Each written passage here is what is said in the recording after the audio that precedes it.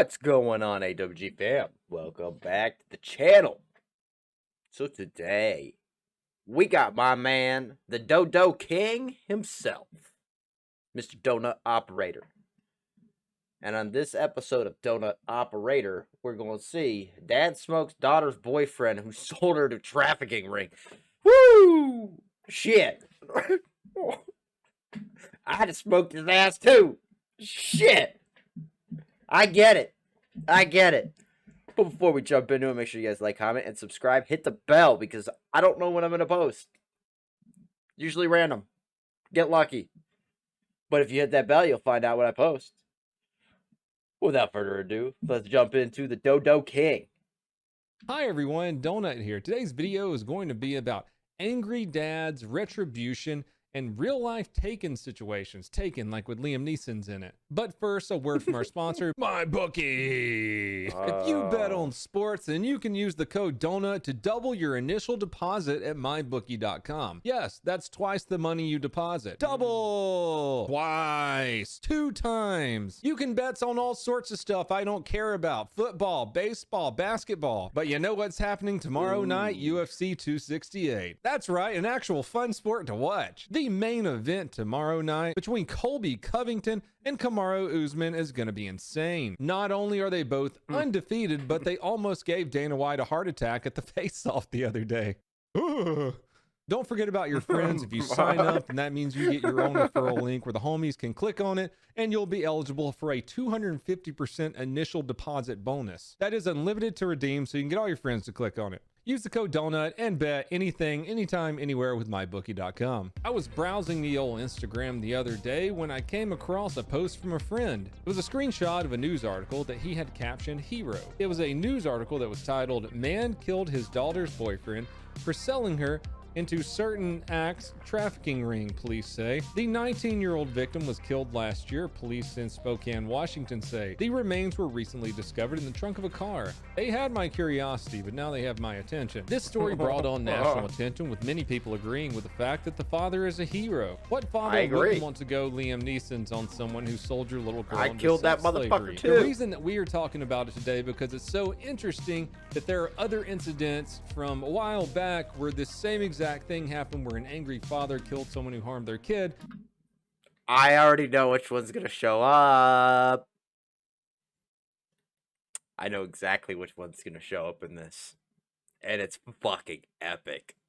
And they got off nearly scot-free. One of the incidents we're going to talk I knew it! This is it! This motherfucker deserved it too. Fuck you, you piece of shit. I'm glad you're in the ground.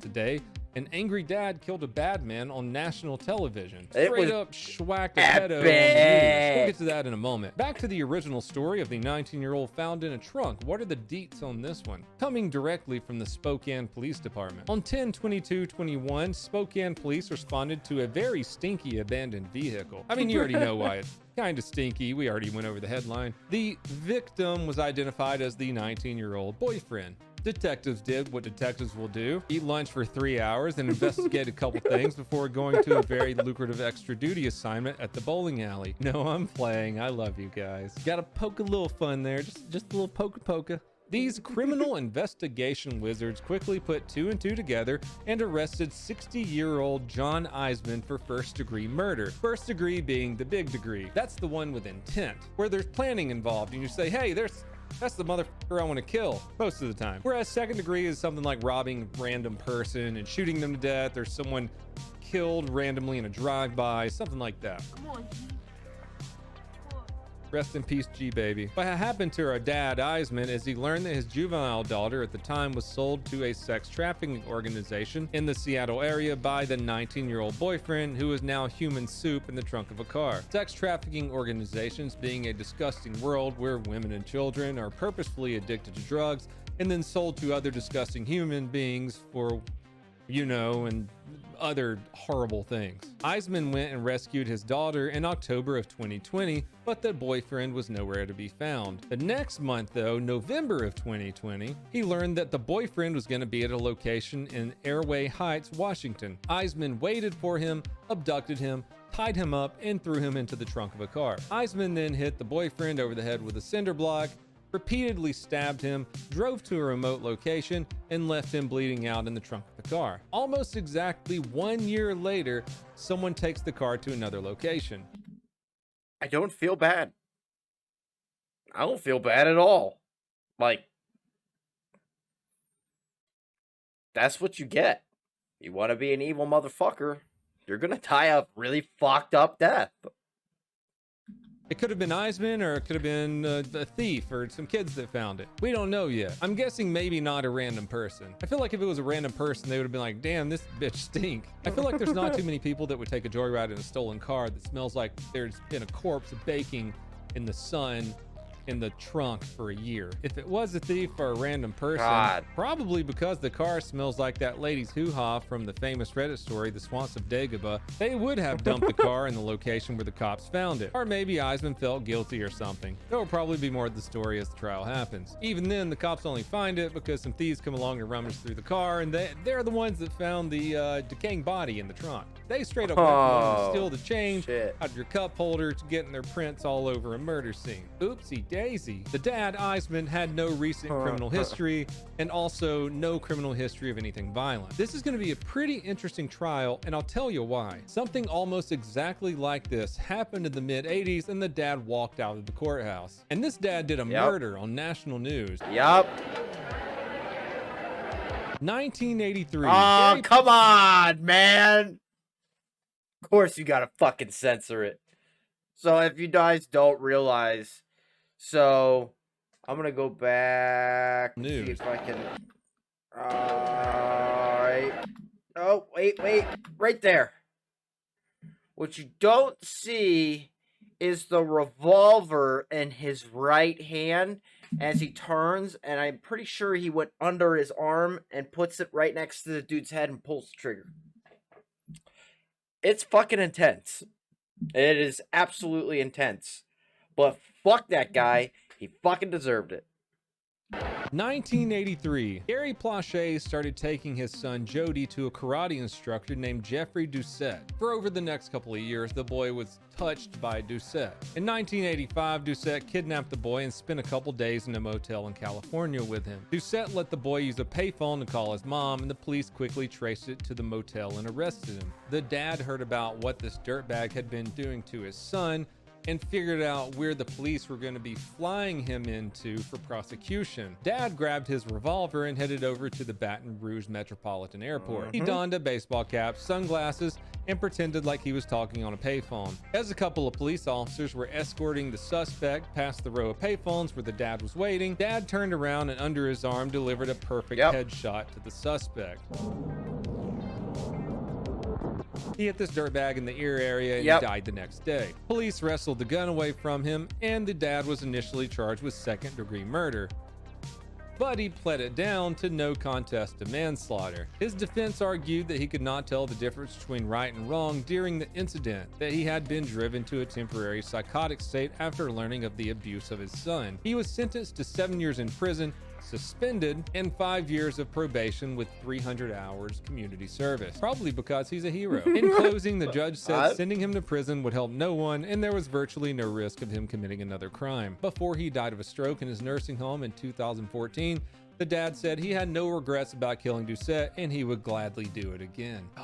I wouldn't either. And I commend that man. Good on you, sir. Good on you. And I'm glad to see that you had a long and, for the most part, healthy life, because you got rid of a dirtbag that didn't need to be here anymore. Good on you. Wish we could do it legally sometimes. Oh, I want to go watch Law Abiding Citizen now. It's like one of my favorite movies. Oh my god! Oh my god! The Dodo King! Oh, dude. Law Abiding Citizen! If you haven't seen that movie, oh my god, you are missing out. Gerard Butler, Jamie Foxx. That's a wild ride. You will definitely, for sure, if you haven't seen it, you will love it. Make sure you guys check that shit out. And it's been, since I seen the movie the first time, it was instantly one of my all-time favorites. Instantly one of my all-time favorites, because it's so good. It's just, Gerard Butler puts you in a place where if you were that person, you would do the same fucking thing. I don't give a shit who you are. be the most Christian person on the planet or the most Muslim person on the planet. You would never, ever, ever, ever, ever. Well, probably Buddhist. Yeah, Buddhist. They're non-violent. Yeah. Got to see that shit. That shit was dope. My question is to you guys to leave in the comments below. What do you think a jury is going to say about our most recent incident that happened where the dad stabbed old boyfriend and put him in the trunk of a car and left him there for, you know, selling his daughter to sex trafficking ring? Obviously, the cases are different from the other and the times are different. I mean, to be honest, I'd have pulled a law-abiding citizen on the motherfucker. That's what I would have done. If you haven't seen the movie, you need to go see it, because then you'll understand what I'm talking about. And the justice system is different from the revolving door of criminals that get let out when they shouldn't, and other people being kept in jail for protecting their families and their loved ones and themselves. Like I said, let me know what you think is going to happen to Mr. John Eisman in the comments below with all this stuff going on right now. If you want to help support the channel, check out some of them ads I put up. Check out my second channel, Donut Vloggerator. I got merch at Bunker Branding. Other than that, everyone, please have a fantastic day.